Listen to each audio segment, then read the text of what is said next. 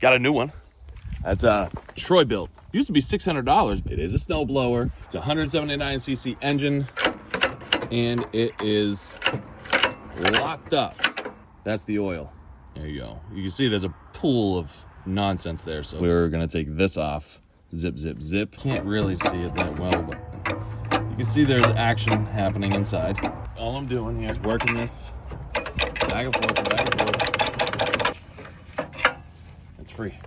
So we've got our pull cord back on.